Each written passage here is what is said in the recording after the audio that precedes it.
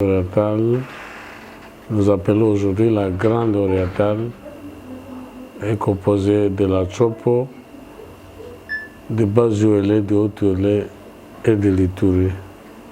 Moi, j'étais gouverneur de la province orientale. Ce qui se passe aujourd'hui, je ne l'ai pas connu pendant mon règne dans la province orientale. Moi, je voudrais que la population comprenne, ce n'est pas dans la querelle politicienne et ce n'est pas à prendre les canons, les armes qu'on va construire la Grande Orientale. Pour l'Ituri, moi j'ai causé avec le président de la République et il est conscient qu'il est en train de tout faire pour qu'un table ronde soit organisé où on doit écouter les fils et filles de l'Ituri à travers notre modeste personne et les autres hommes politiques de l'Ituri pour que la paix revienne définitivement à Djougou, à Mambasa, à Irumu, à Mahagé et finalement à Aru qui est déjà la terre de la paix à Aou.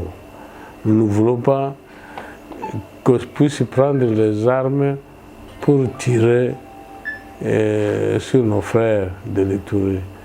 Et j'invite nos frères Codeco de déposer les armes parce que les objectifs qu'ils poursuivent ne vont pas atteindre, ils ne vont pas arriver à prendre le pouvoir à Kinshasa. Et je dis, en tant que vieux, ayant fait 45 ans en matière politique, et je connais ce qui se passe, j'ai pris mes frères et sœurs Codeco de déposer les armes, de ne pas continuer à verser le sang de nos frères et de nos sœurs. Et j'invite la population de l'Ituri de faire une confiance totale à l'armée, à nos forces armées, aux services de sécurité, à la police et aux autorités qui sont là. Et parce que c'est Dieu qui les a établis et ils doivent faire confiance au chef de l'État. C'est comme ça que j'ai demandé au chef d'avoir un regard particulier sur l'Ituri. Et aujourd'hui, l'Ituri doit nous dire, d'abord, nous ne sommes pas d'accord avec ce qui se passe vers le nord Kivu. De M23, nous condamnons sévèrement cette attitude-là. Nous prions le gouvernement de la République de prendre toutes les dispositions nécessaires pour éviter cette guerre, pour éviter l'écoulement des sangs de nos frères et nos sœurs de Sud Kivu et de Nord Kivu. Ce n'est pas normal. Et il faut éviter qu'il y ait la paix, qu'on fasse la confiance à ceux qui nous dirigent aujourd'hui, parce que personne ne peut devenir président de la République s'il n'est pas désigné par le Seigneur, s'il n'est pas désigné par Dieu. Tshisekedi dit, le peuple l'a choisi avec la volonté de l'ancien président Joseph Kabila Kabange. Nous devons le respecter, on doit laisser qu'il termine son mandat dans la paix. Dans la paix. S'il y a des gens qui veulent le concurrencer, qu'ils le fassent en 2023 vers la fin, pendant les élections, sur le plan politique et calmement, pas question des insultes, des injures ou prendre les armes pour aller combattre. Le peuple congolais n'en a pas besoin. Nous tenons cela. Moi, je suis originaire des territoires d'Aru, j'ai fait la politique pendant 45 ans. Aru, à Aru, il y a la paix. Nous avons compris ce qui s'est passé dans le secteur d'Endo.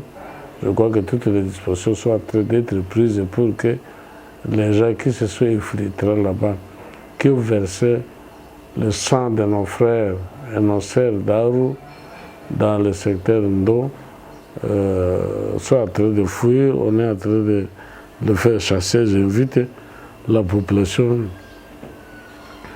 d'Endo Kebo, en particulier la population d'Aru en général, de voir ce qui s'est passé chez l'Endo.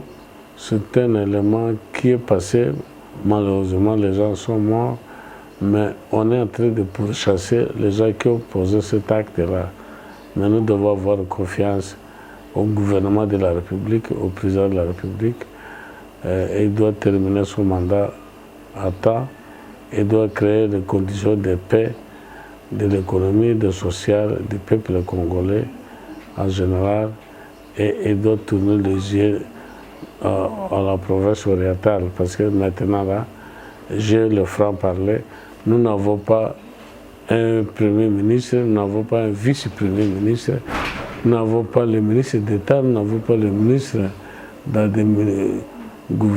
le gouvernement actuel, nous n'avons rien de tout ça. Nous avons seulement un vice-ministre, nous acquiesçons ça, nous remercions le chef de l'État pour ça. Nous voulons qu'il fasse plus. Il n'y a pas que des places là-bas, il y a des places dans des entreprises, etc. Et on va aux élections, nous allons tenir compte de ce qui nous servent. Nous voudrions que le président Tshisekedi soit parmi les gens qui nous servent.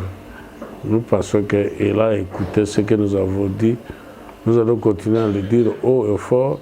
Nous demandons à la population de la province orientale l'unité. Ce qu'on appelle Bolingo, l'unité. Et la concorde, l'amour de notre province, l'amour de l'Ituri, l'amour de la Tchopo, l'amour de Haut-Uélé, l'amour de Bas-Uélé, et l'amour de la République démocratique du Congo, l'amour de la nation qui est présidé aujourd'hui par Papa Tshisekedi. Et nous n'avons pas de président, nous devons l'aimer, qu'il termine à beauté son mandat, qu'il pense à nous, et nos frères et sœurs de la province orientale. S'il faut prendre les universitaires, il y en a plein dans la province orientale, il y en a plein en Ituri, à Tchopo, Bas-Uélé, Haut-Uélé, tout comme dans d'autres provinces de la République démocratique du Congo. Nos frères et sœurs ont étudié dans les mêmes universités, dans les mêmes institutions internationales, les institutions de l'enseignement supérieur et universitaire. Alors, il faut que les chefs de l'État pensent à nous. J'ai fait des méli-mélo, il y a le problème de sécurité. Je condamne ce qui se passe dans le nord du Kivu et dans le sud du Kivu. Il faut qu'un pays étranger, qui est un pays voisin à nous, qui instrumentalise cette histoire, il faut que le chef de l'État et le gouvernement de la République, la population dans son ensemble puissent aider les forces armées de la République démocratique du Congo qui sont composées des officiers formés, des mieux formés dans des écoles modernes, des forces armées à travers le monde. Ces officiers sont là et il faut que les militaires, qu'on puisse leur donner suffisamment les moyens qu'il faut, les logistiques qu'il faut pour chasser hors d'état de nuire ces gens-là pour que le Congo puisse aller aux élections, que le peuple congolais puisse vivre dans la paix. Il n'y a pas autre chose à faire. Nous invitons la population de soutenir le président de la République, de soutenir le gouvernement de la République, de soutenir